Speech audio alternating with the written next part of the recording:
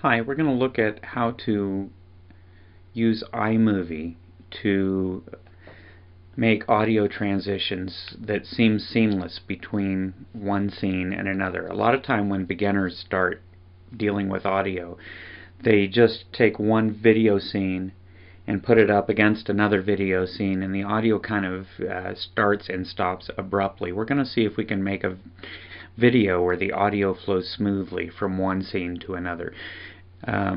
So there are a few steps in this. None of them are really rocket science, and it's actually kind of fun. First thing we're going to do is, if we look at the screen, there are a couple of clips. One is of me talking, and then the other is of some traffic on the street. So this is the one of me talking is the one that has the narration in it, and that's the movie we're going to start with. That's the scene we're going to start with. I'm going to double click it. I'm going to go to its audio properties, and there's a button that says normalize clip volume. I'm going to click that button, and what that's going to do is that's going to take my narration that's already on there that was recorded at a proper level, and then just kind of look for it to even it out across the whole audio and to make sure it's at the appropriate level. It kind of fine-tunes it and makes it all sort of the same. At least that's what my understanding of it is. Now I'm going to grab that and I'm going to drag it up to the timeline, and there's my audio with my narration in it. Notice that you can see the peaks and valleys of the audio, and the way I've enabled that is by clicking that button right there. I have previously set up iMovie by going into the preferences and make sure that advanced tools are showing. So that's pretty necessary for what we're going to be doing here. The first thing I'm going to do, since like most audio, this starts, there's noise in the room, there are motors humming and things like that, so as it starts, there's going to be stuff in the background. I want that to fade up slowly so that it's not too shocking at the beginning, and I did leave a couple of seconds of just that stuff at the start. So I'm going to double click on the little speaker up there, and where it says fade in, I'm going to click that. I'm going to set it to about a quarter of a second, and then click done. And that will gradually fade in the audio at the beginning of the frame.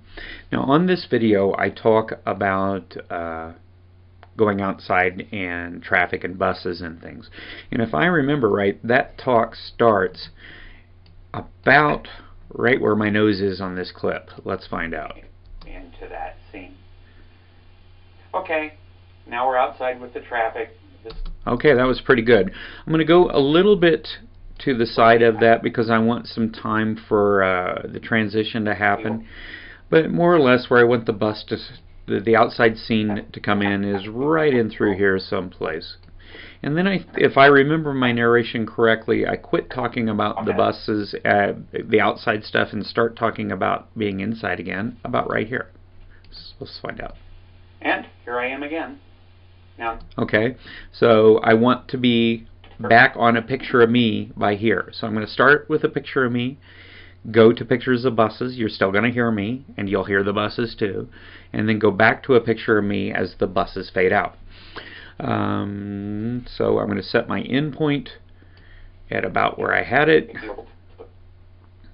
You can zoom in to make this as precise as you want. And my out point a little bit before I said, well, here I am back in again. Of the bus went in head, and here I am again. Yeah. Okay, about right there is where I want to come back. About there, right there is where I want to go in. Before we actually go into that. Okay, now I'm going to take that clip of audio and video where I'm talking, and I want to separate the audio away from it. So the first thing I have to do is make that clip stand alone. So I'll right click while the rubber band is around the area that I'm going to put the bus pictures on, and go split clip. That's going to make the little rubber banded area its own little scene now.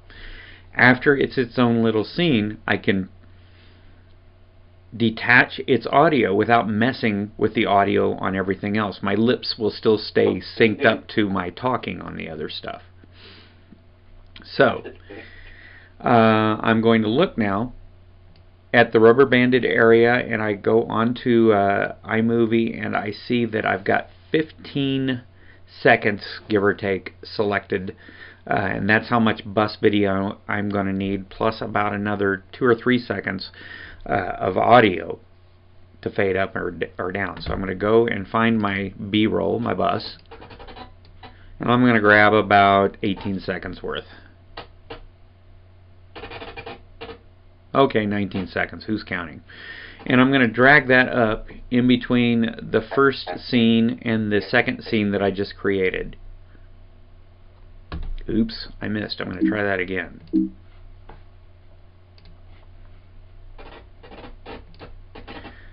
What did I say? About 18, 19 seconds. There it is. Drag it up, place it in between those scenes. I think I need to scroll down so that I put it where I think I'm putting it. One more time.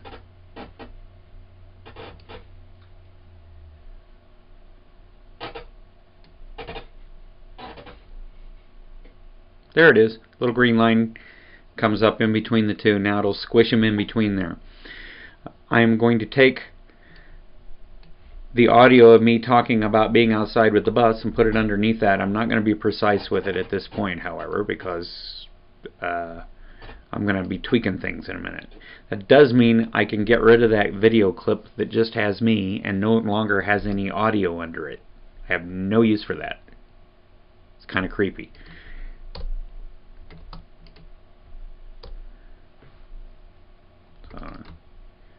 Right click and it's gone. Now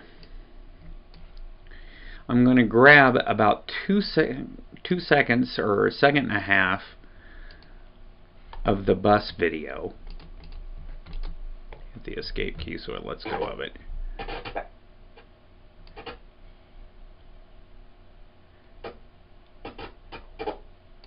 That's pretty close. That's close enough. And I'm going to split that. Right click, split the clip. Just like before, I'm going to detach the audio from that. I'm going to move the audio of the bus noise over beneath the part of me talking and delete that part of the clip that no longer has any noise with it. Now I can move the narration. This is my narration. This is bus. This is narration. This is bus noise because the audio is attached by default to the video that accompanies it, and then the supplementary audio is down below. So I'm going to take my narration, move it over against the audio of the beginning of the audio of the bus, take the bus noise, move it as far to the right as I can without it stepping down like it just did. Okay, you can use the keyboard for this, and that lets you get a little finer. Oh, perfect. Let's see what that sounds like. Traffic outside. We're going to start to hear the traffic before we actually go into that scene. Start to hear the traffic before we... shouldn't hear that little gap in between. To hear the traffic. There we go. Before we act.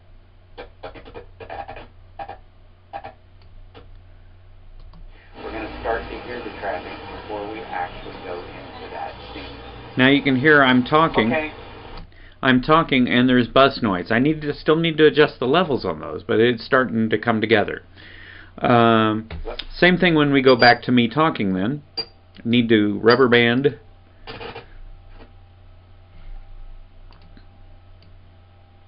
the part of the video that kind of slops over the edge there. And that's going to be the bus noise that will go under me talking over here. So I'm going to split the clip, detach the audio,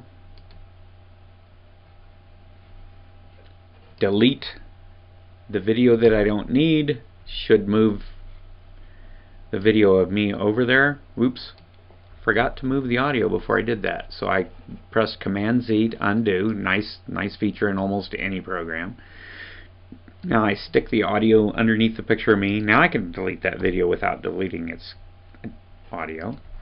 Move the audio of the bus noise as far to the left as I can this time.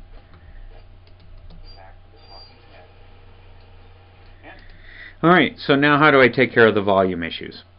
I want to hear the bus underneath me, but I don't want it to overwhelm my voice. So I double click, remember this is bus, double click on that. Since this is the first we've heard of the bus, I want to manually fade it in for about 1/4 of a second. Oh, heck with it, let's make it a whole second. And I'm going to reduce its volume to between 17 and 20%. I've tried this before. 17 wasn't enough on this, so I'm going to go to 20 if I can. And go done. Now, here's where it gets sort of tricky.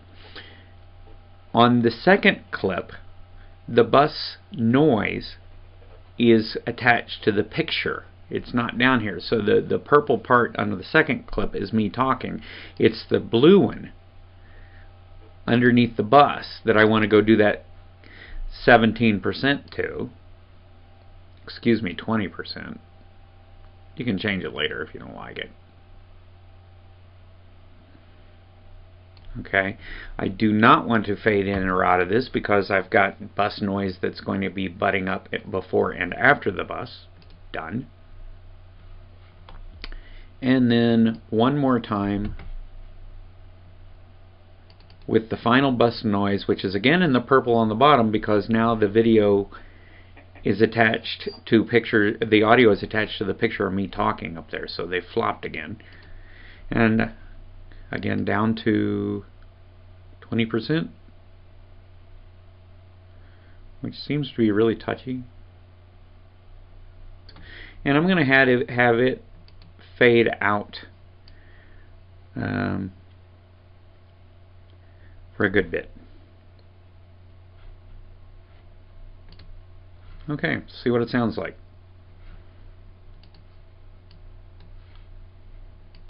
Notice as we go into the scene of the traffic outside, we're going to start to hear the traffic before we actually go into that scene. Okay, now we're outside with the traffic. This is where I would be saying blah blah blah about the buses and blah blah blah about the pedestrians. And then we're going to get ready and we're going to come back to the talking head. And here I am again. Sounded a little bit jerky on this transition. Sometimes that's just because iMovie is still building the transition. It looks smooth here. You can try moving it a half a notch just to see. See if that made a difference. We're going to get ready and we're going to come back to the talking. Yeah, it sounded better. I think it'll be okay when it builds. And if it's not, as long as I don't destroy this project, I can always come back and do it, huh? So that's it. That's all there is to it. What I did was faded in my audio at the beginning of the clip. Be sure I had room to do that. I have the background audio actually begin fading up fractions of a second before I switch to the video of whatever's going there. So I'm starting to put you in that world before you get there, just like you can hear stuff going on in a room before you get into the room, and it gets louder as you get there. I let the audio go in the background. The ambient noise adds to a sense of place, excuse me. And then I fade it out after my picture comes back on the screen at the end. It's pretty easy, really, and a lot of fun. Give it a shot.